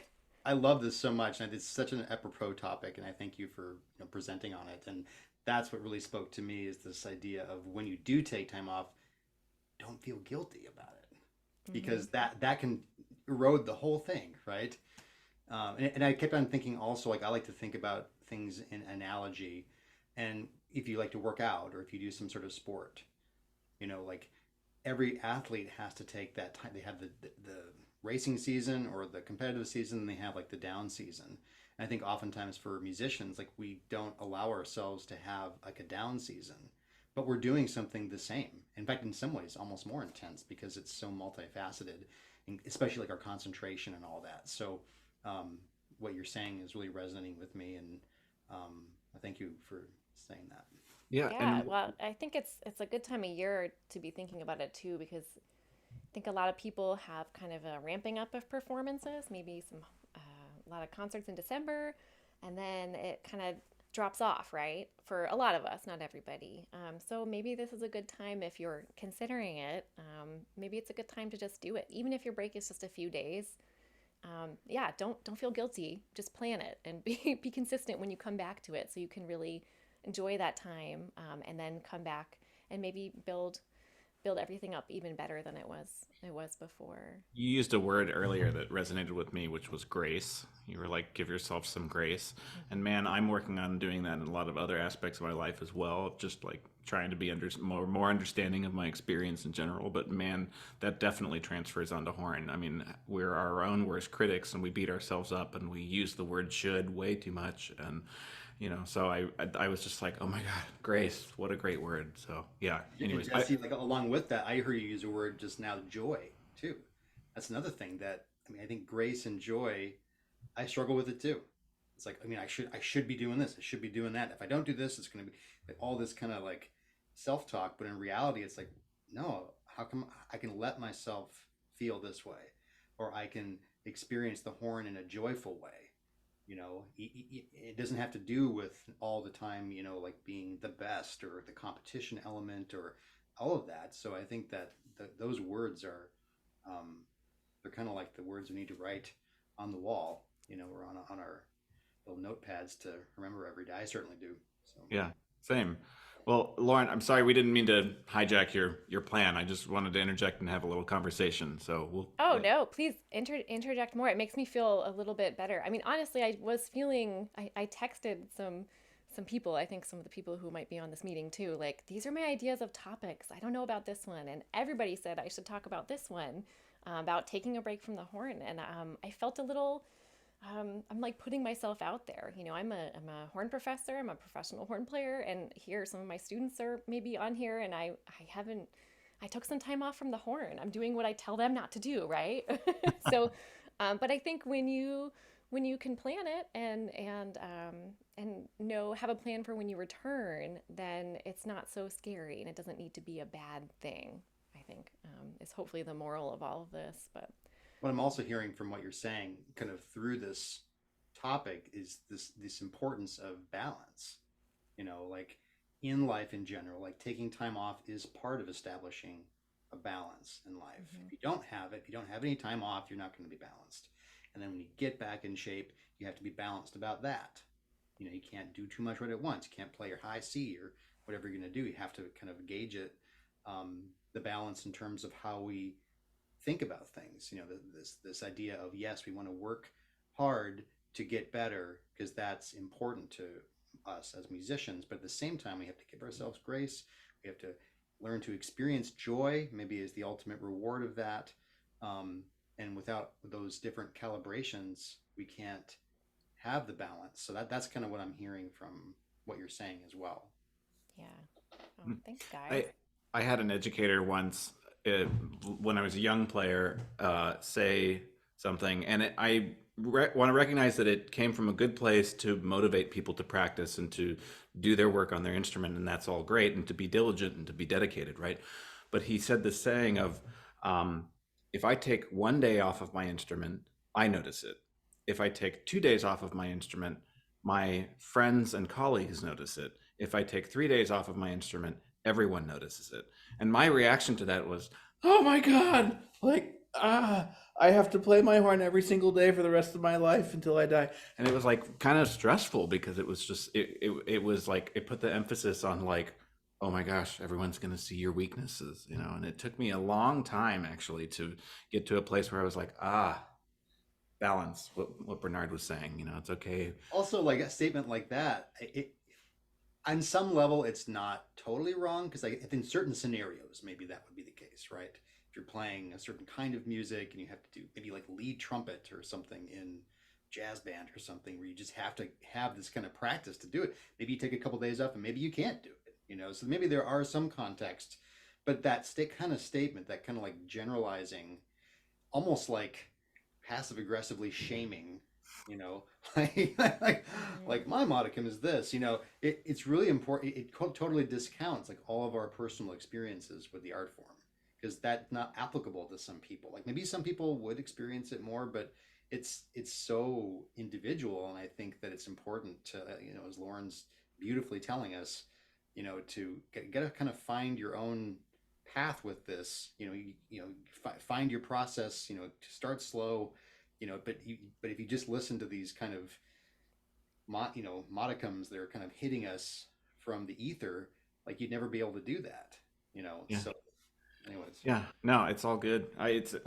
think the message behind that statement is have a plan in place and be diligent about it, and also plan on taking time off. So, but Yeah. yeah, I think the plan is the important part for me coming back, right? If I mean, like I told you all, like I took a few months off from horn playing, and after horn camp last summer, I was like, I think I'm done for a little while. Like it just didn't feel good anymore, and I planned for that in case that's how I felt, and I just did it, and I said, okay, this is where I'm at right now in life. I'm not gonna I'm not gonna feel guilty about this. I'm just going to plan for it and I'm going to plan my return and it's going to be fine. I've done it before. I can do it again. Yeah, that's it's all awesome. about balance, I think, for most of us, I hope. Well, sorry, we didn't mean to hijack anything or interject, and you're about to take us through some exercises, so I'm excited to see what you're going to take us through. So. Okay. Awesome. So thanks for that. And feel free to pop in too. That's great. And if there's more questions, like I'll leave a little time at the end. But anyone who, if the moderator or Jesse or Bernhard, if you guys want to interrupt, just feel free to pop on in. So in your first sessions back, I find it really, really helpful to try and be as non-judgmental as possible, okay? Think of these sessions like you're collecting information on what you need to work on going forward, rather than getting derailed by how weird everything sounds or feels. It can be super discouraging if you're feeling that way. And getting back to basics can be the absolute best thing to do. So I find that the most impacted things from taking time off of a brass instrument include consistency and accuracy, range, diminishing of range, endurance for sure, sound quality sometimes, and flexibility in general, how you get up and down in range with good sound and fluidity. So when you come back to the horn, you want to work on exercises that hit up those areas in particular. I recommend starting with some breathing exercises for sure. This can be a great thing to do away from the horn when you're on your break. And it's a good thing to do in your just daily kind of warm-up maintenance routine in general. You might as well come back to the horn reminding yourself of proper breathing mechanics. And Jesse and Bernhard presented some great ones in the warm-up session. There's a ton of them out there. So I just recommend starting from a place of relaxed inhalation and checking in on your breathing. Long tones. I know everyone talks about long tones. Long tones are great. It can be too exhausting, though, to try to do all the long tones on all the notes all at once. I wouldn't recommend that for your first session back, or maybe ever. That's kind of a lot. Pick a set of notes, a few notes in a comfortable range, and to start, and go from there over time. When you're doing long tones, be mindful of your sound, your intonation, and any tension or pain that might creep in. And pain means stop playing for now. Take a break, come back, and see if the pain is gone. If it lingers, again, seek medical advice, okay? For your first sessions back, you might, pick a note du jour, a note of the day, right? Like C.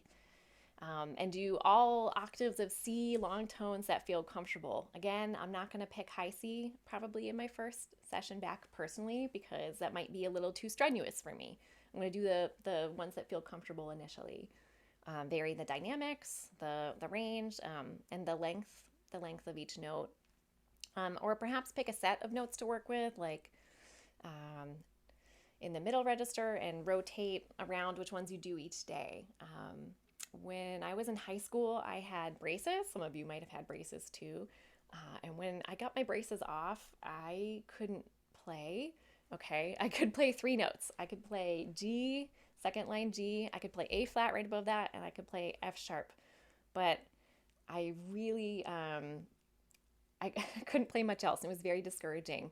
But I just did long tones for a few minutes, not a ton of time, not hours and hours and hours, but just a little bit of time to start, until those notes started to feel a little more comfortable and stable. And then in a few days, I could play A, and I could probably play, F and E, and then I kind of expanded from there. You want to build slow and gradually, and you don't want to do this for hours a day. Long tones are great in moderation, but too much, especially when you're coming back, will kill any of the endurance you might try to be building up. The next exercise that I think can be super helpful are lip slurs, or slurs between notes with the same valve combination. They're some of the essential building blocks of brass playing. You want to work on lip slurs for flexibility, getting up and down in the register, for speed, and control. There are so many great lip slur patterns out there in a lot of books, so I would encourage you to check some out that you might have, or craft your own based on your playing goals. Some books with lip slur patterns that I really like include the Farkas Art of French Horn Playing, and Teuber Progressive Studies in Flexibility and Range Development for French Horn. So when you're working on lip slurs, be sure to blow through them with a constant airstream. We don't want them to sound and feel clunky. And I would do all the fingering combinations that you can. A lot of books stop at 2 and 3 for some reason, but I like to keep descending to 1 and 3 and 1, 2, and 3. It's a lot of resistance in that length, these lengths of tubing. They can be challenging, I think. But that challenge, it's kind of like overtraining. It makes the open valve combinations feel a little bit easier. So I'm going to screen share a couple of lip slur exercises I have here, hopefully. Let's see. All right, I should be screen sharing now. If you can't see this, or it's too small or something, let me know, and I'll see what I can do. So here's some examples of some lip slurs. You don't want to forget, these are all F side ones, but don't forget about the B flat side too, because you can do a whole set of series of lip slurs on that side of the horn as well. Use your metronome to work on gaining control, okay? It's really easy to do lip slurs, like maybe do do do do do do do do. That's not helping with control as much. When you get to a place where you feel like you want to build some control, your metronome can really help you with that. Gradually speed them up to work on flexibility. So the first set of lip slurs I made up here, I mean, it's probably not entirely original, and I probably got it from a different book. I just can't remember where. These are just really, really small little patterns. You can even just start with just one of these that feels comfortable. You don't need to do a whole series. If this is too low, stick in a comfortable register, okay? And then descend by half step using the following valve combinations. Again, I kind of like to get into these muddy valve combinations of 1 and 3 and 1, 2, and 3 personally. This is from that Teuber book I was talking about, the Progressive Studies. This is one that I really enjoy. You do the first measure 3 times in a row, and then there's this little ending figure, and you can do just one of them, you can do 2 of them, all 4, whatever feels good to you. When you're starting, it might not be possible to do this all in one breath. So stop in the middle, take a good breath, and keep going. And again, do it with all the valve combinations to get the maximum benefit out of this. The sky's the limit with lip slurs, though. I mean, like, we have so much of our repertoire that has like the same valve combination. Think of like the opening of the Beethoven sonata. Bum ba da dum bum bum. Sorry, I can't sing a low one. That's all open. You can make a lip slur pattern out of that, can't you? And go from there. Um, okay, scales are another really important fundamental exercise. You can do good old major scales, but don't forget your minors too, or blues scales, right? You can do all sorts of different kinds of scales. You want to tailor your scale routine to your comfortable range when you're coming back to the horn and extend that gradually. To get the most benefit out of doing scales, I would recommend doing them slurred and tongued, some with mixed articulations like slur 2, tongue 2, or tongue 1, slur 3. I mean, you can really go bananas with this stuff, but it's really, really good to do at a variety of different tempos. Besides just running your scales down, which is a good thing to do, you can also do some sort of like scale studies that cover a whole range of the scale, the octave or more, or just part of a scale. One that I like to do includes like things like the second study from Clark's technical studies for the cornet. I'm totally stealing from the trumpet players here. Their book doesn't go as low as we can go. It might go higher. This one not then you feel comfortable, so tailor it to your range again. And again, I like to do it slurred and tongue just to get a lot of benefit out of this. Another one that can be good if you're looking to mix up your scale routine is the Paret scale book. It's something like this. You'll notice it starts out with long tones, but then it gets into a bunch of different exercises that look pretty similar to this. They have different articulations, they have different dynamic plans, and they go through a whole host of keys, all the major keys. You can do the minor too. That would be great. They don't have as large of a range as some of the other books do, so this is a good kind of intermediate step if you're looking to ramp up your scale routine or mix it up a little bit. One that I really like is the Stanley routine. I put B major here just to mix up. We're a lot of C major today for horn stuff, so I thought I'd do something with some sharps to scare everybody. But this one is a bit more advanced, goes through all major and minor keys, as well as some lip slur exercises and some endurance exercises. It's a great book. But you can see it's perhaps theoretically a little bit more challenging if you take the full range and register. So you want to tailor it to the range that's comfortable for you coming back. The bonus of doing scale studies like this is that a lot of our repertoire has patterns like this in it. So when you do some sight reading or go back to whatever you're working on, they might be a little bit more under your fingers and in your ear. A fun, challenging study that combines a lot of what we've talked about in terms of scales and maybe other fundamentals comes from Barbatot's Progressions, Volume 3. Again, this is a really advanced book, and it's not meant to scare anybody by looking at it. But it goes through a variety of keys and has a real extended range. This one is a little bit smaller in range. It has some scales in thirds, some diatonic scales and stepwise, and then some arpeggios. This one extends the range a bit more. It goes higher because the keys continue to go up higher.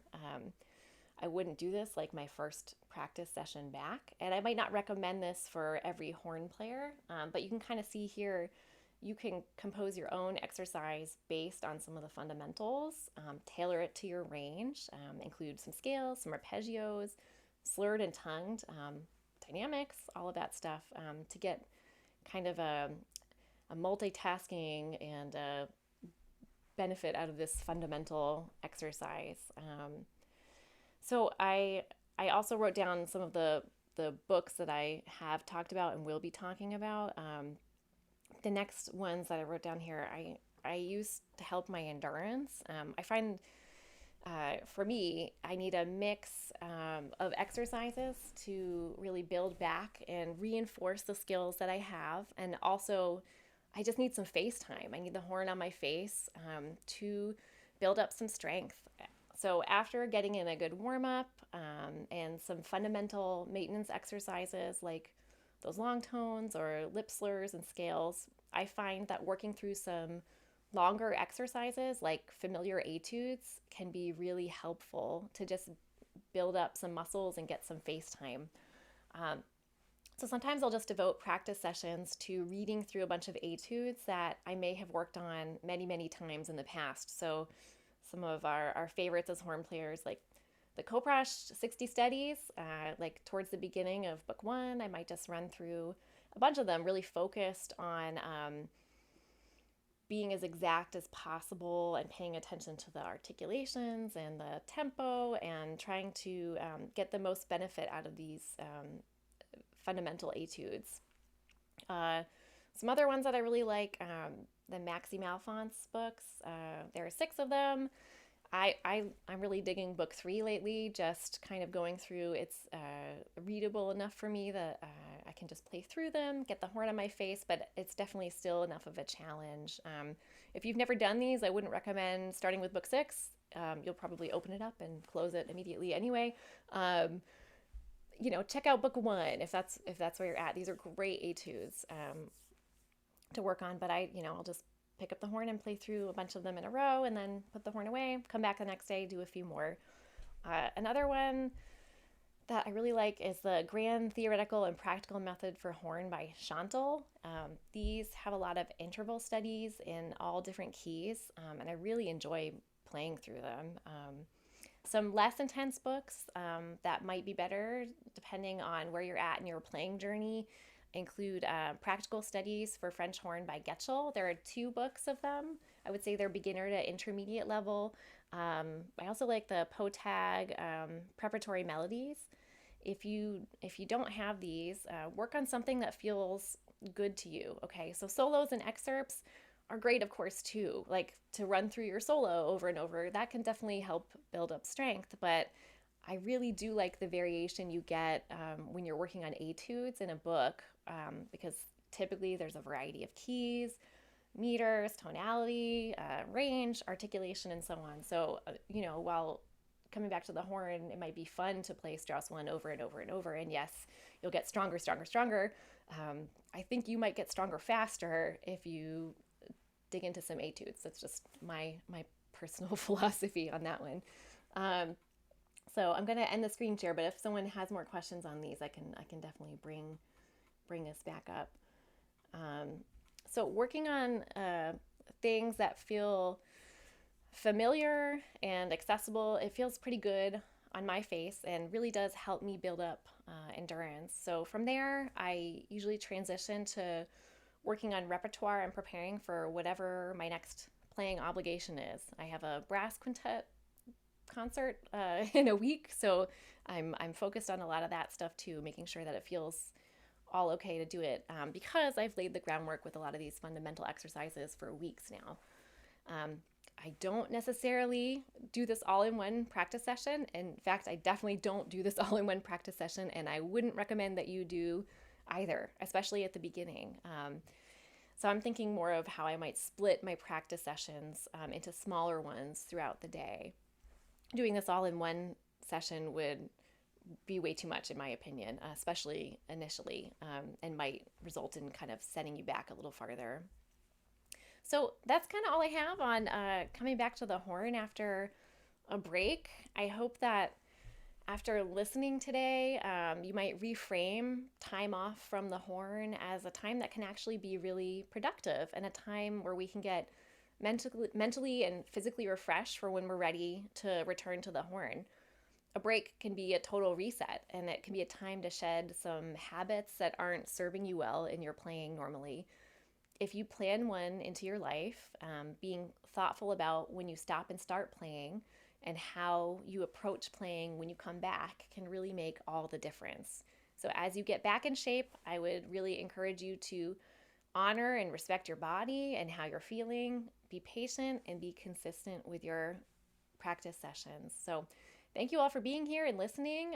Thank you to Kyle and John and all the amazing KBHC staff behind the scenes who make these Horn Camp Connect possible, and to Jesse and Bernhard for your discussion here, and feel free to add some more to it. And if there's any questions, I'm happy to try and answer them. I haven't been monitoring the chat, so if there are some, please, feel free to throw them my way. So thanks, everybody. Lauren, it's such a, oh, sorry, Jesse. Oh, go for it. Go ahead. I was going to say, it's such a pleasure and honor to have you on this Horn Camp Connect, and this information you give us is invaluable. I think it's really apropos, and I can't thank you enough. And I was actually thinking, as you talk about etudes, I was just discussing with my students the other day about what is the difference between etudes and just like pure music. Now, especially in relation to getting back, like etudes are literally designed like to do that. Whereas sometimes pure music, like Strauss or whatever our favorite pieces are, they're just great. It's great music, but it's not necessarily designed to help us. We kind of sometimes have to work up to it, whereas etudes have that design kind of built into them. So I really appreciate you saying that. So sorry, Jesse. Oh yeah, well the etudes are what, and the fundamentals, working on those skills are what makes it possible to play all the really, really fun, good stuff that we want to play, the Strauss or whatever. And so if we dive right in and just do Strauss, yeah, you'll probably get really good at eventually at that one thing. But there are a whole bunch of other things that you might not be able to play because you have neglected doing those kind of fundamentals. So for me, yeah, I've been doing a lot of etudes, and a lot of etudes that I did when I was in high school or when I was in college or grad school, and that I do with my students, and I'm really enjoying that. It's nice to do, I think, from time to time too. Yeah, I think I was just thinking about this. I'll admit my own number, and no one else needs to, but I think the longest I've taken of a break during my professional career is something like 5 or 6 weeks of like not touching the horn at all, not buzzing at all, and it felt really strange. Uh, and coming back to the horn, I was like, I had the classic, like, when someone asks to try your horn the first time, and you're like, yeah, you're gonna get about 45 seconds in, and then your lips are gonna swell up like cantaloupes, and you won't be able to buzz anymore. And I had that experience, but I found that also with lesser breaks, when I come back to horn playing, I want something that I'm familiar with, Mm-hmm. that I just know. I already, I'm not using that opportunity to learn new music necessarily. I'm just trying to do, like you said, basic stuff. I mean, my go-to, and I never thought I would say this as a student, is Coprush. Me too. My Me teacher, too. yeah, my teacher promised me. I mean, it was like eating my vegetables. I hated playing Coprush, and she was like, "No, I get it. I know it sucks, but as soon as you get through both books, you never have to look at them again for the rest of your career." And I remember holding that carrot out in front of me, like every Coprush I would learn every week. Like, I'm never coming back to this. I'm never coming back to this. And as soon as I got done with it and I became a professional horn player, I play Coprush all the time. Yeah. I think that she just kind of reversed the words. She meant to say you always will have to come back to this. It was reverse psychology, and it Yeah. worked.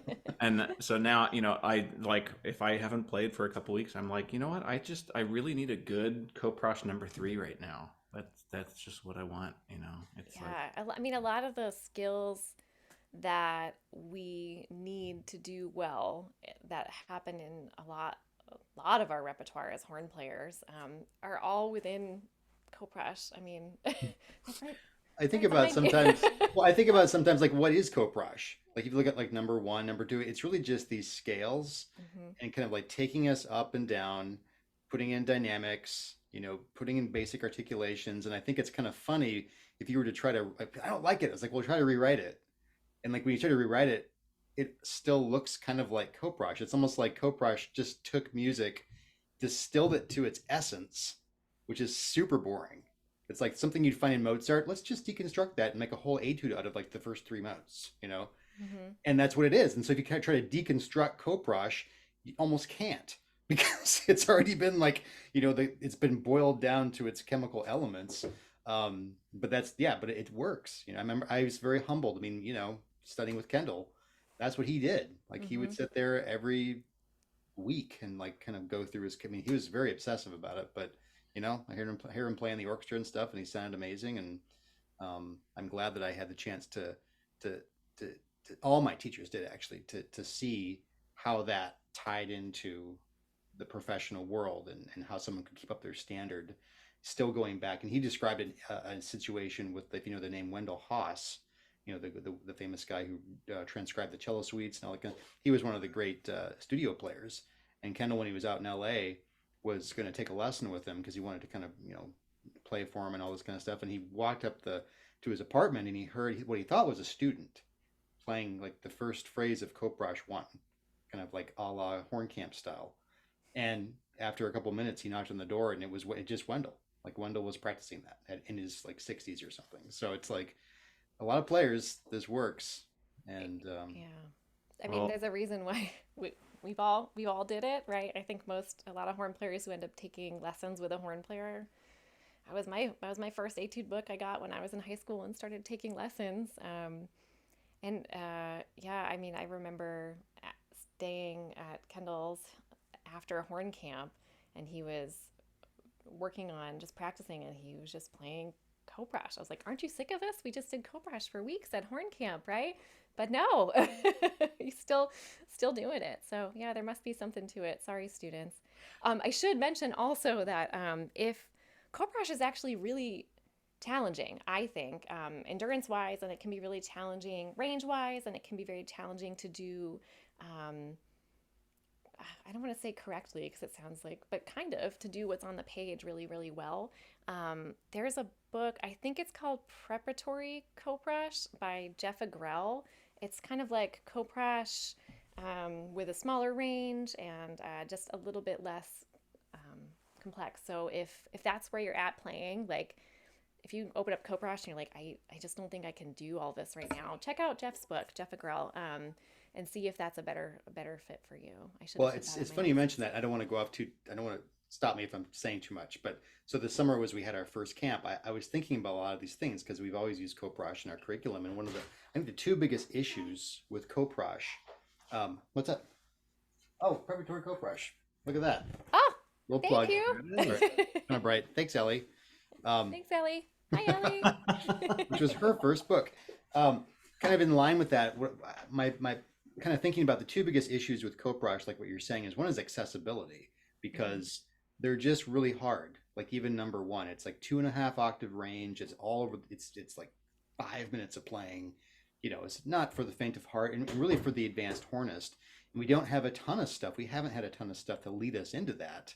Like a lot, like trumpet has the Arbin book, and we have some other instruments have much better kind of graduated pedagogy. So Jeff gave us this idea. So for the horn curriculum, that was one thing I did is I scaled back the etudes. So we have the A, B, and C versions. Each one of them is just, the first A version is basically 1 octave range, short, rests, all that, but still works through the concepts. B is double that, and C is the full blown. And the other issue sometimes is like maybe the tonal, the harmonic language, which is like C major the entire time. And so that could get kind of boring for some people, the musical diversity of sorts. So I just rewrote them in different tonal languages, which you can all do very easily. So that's another thing. That's what Jeff kind of gave us, that gift. He's like, hey, look, Coprash doesn't just have to be the music of the 1850s in C major. It could be this, but let's keep the concepts. The concepts can still hold, and we can scale them. So now we're seeing more of the more graduated pedagogy and also musical diversity being put into the music. So that's definitely part of the camp, but that's how I changed it actually. That's cool.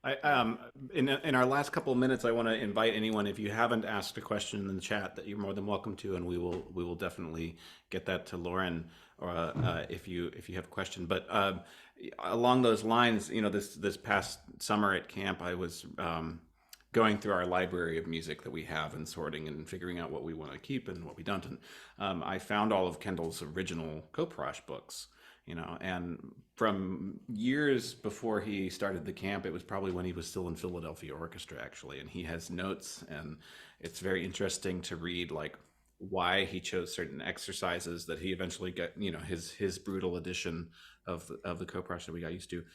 Very interesting. But yeah, getting back to time off, I wanted to relay a quick story. I have a colleague who is a brass player, and because of shoulder injuries, had to take time off. What ended up being 3 years. Both shoulders needed to be reconstructed. He had to take 3 years of playing his instrument.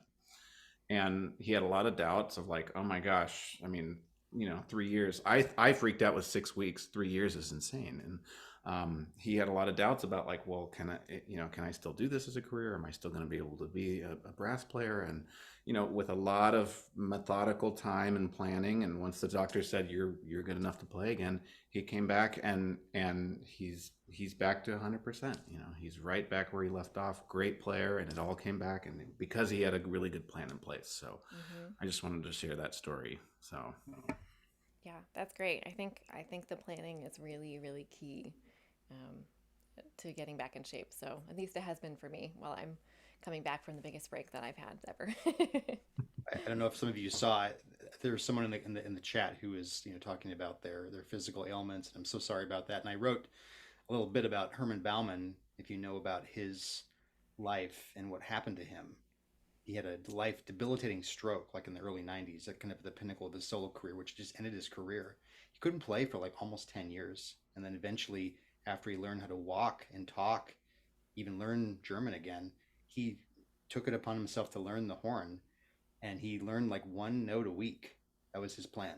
One note a week for however many. And sometimes he had to repeat the weeks. And he came to the camp after he was rehabilitated enough. Many of you remember him there. He was there for over half a decade, and he could play really well. I mean, if that's, a lesser Herman Bauman, I hope I have that going on for me someday, but it just shows you the ability of the human mind. But he was, the big thing with him though, is he did have that plan, but his plan had to be hyper extended, to account for that. So, but anything's possible. That's the thing. That's what I always took from that story. So, That's such a great story to share, Bernhard. Unfortunately, I think that does about wrap us up on time here. So I do have to bring the session to a close. But again, thank you all for a wonderful session, and thank you for all your thoughts on taking time off and away from the horn, which is usually not talked about at all, really. And thank you all for attending our first session of Horn Camp Connect for the 2022 and 2023 season. We are really happy that you joined us to play and connect with each other. And if you'd like to rewatch today's session or share with others, you can find it on our YouTube page starting tomorrow.